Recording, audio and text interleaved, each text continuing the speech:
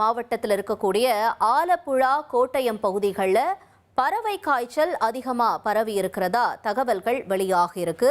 தமிழக கேரள எல்லையோர மாவட்டங்களில் இதனால கண்காணிப்பை தீவிரப்படுத்த தமிழக சுகாதாரத்துறை உத்தரவையும் பிறப்பிச்சிருக்காங்க.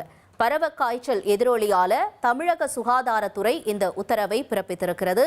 கேரளாவின் ஆலப்புழா, கோட்டயம் மாவட்டங்களில் பறவை காய்ச்சல் எதிரொலியாக தமிழக கேரள எல்லையோர மாவட்டங்களில் கண்காணிப்பை தீவிரப்படுத்த தமிழக சுகாதாரத்துறை உத்தரவு பிறப்பித்திருக்கிறது. முக்கிய செய்தியாக பார்த்தோம்.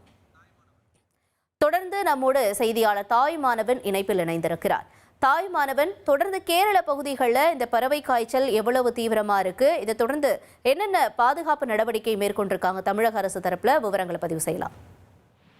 கேரளாவில் ஆலப்புழா மற்றும் கோட்டயம் ஆகிய 2 மாவட்டங்களில் தான் பறவை காய்ச்சல் பாதிப்பு என்பது அதிகரித்திருக்கிறது. இந்த நிலையில தமிழக கேரள எல்லையோர மாவட்டங்கள்ல கண்காணிப்பை தீவிரப்படுத்த பொது சுகாதாரத்துறை உத்தரவை பிறப்பித்திருக்கிறாங்க. தமிழக மாவட்டங்கள்ல சோதனை சாவடிகள்ல கேரளாவில் இருந்து வரக்கூடிய வாகனங்கள் சோதனை செய்யப்பட்டு கிருமி நாசினி தெளிக்க உத்தரவு என்பது வழங்கப்பட்டிருக்கிறது. மேலும் கோவை, நீலகிரி, தேனி, கன்னியாகுமரி, தென்காசி ஆகிய மாவட்டங்கள்ல கேரளாவில் இருந்து வரக்கூடிய வாகனங்களை கண்காணிக்க உத்தரவு என்பது வழங்கப்பட்டிருக்கிறது. சபரிமலை சீசன் என்பதால சபரிமலை சென்று திரும்பக்கூடிய பக்தர்கள் காய்ச்சல் உள்ளிட்ட அறிகுறிகள் கண்டறியப்படக்கூடிய பட்சத்துல உடனடியாக மருத்துவமனையை அணுக பரிந்துரைக்கப்பட்டிருக்கிறது.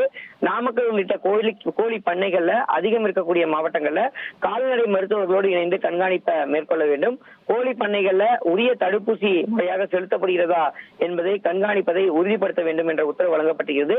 அது மட்டும் இல்லாம தமிழகம் முழுவதும் இருக்கக்கூடிய இறைச்சி கடைகள்ல உயிரிழந்த கோழிகளை வாங்கி விற்பனை செய்வதை தவிர்க்க வேண்டும் என வழிகாட்டுதல்கள் என்பது சுகாதாரத்துறை தரப்புல வழங்கப்பட்டிருக்கிறது. சுகாதாரத்துறை அதிகாரிகள் தொடர்ந்து இதனை கண்காணிக்க வேண்டும் எனவும் உத்தரவு வழங்கப்பட்டிருக்கிறது. உங்களுடைய தகவல்களுக்கு நன்றி தாய்மானவன்.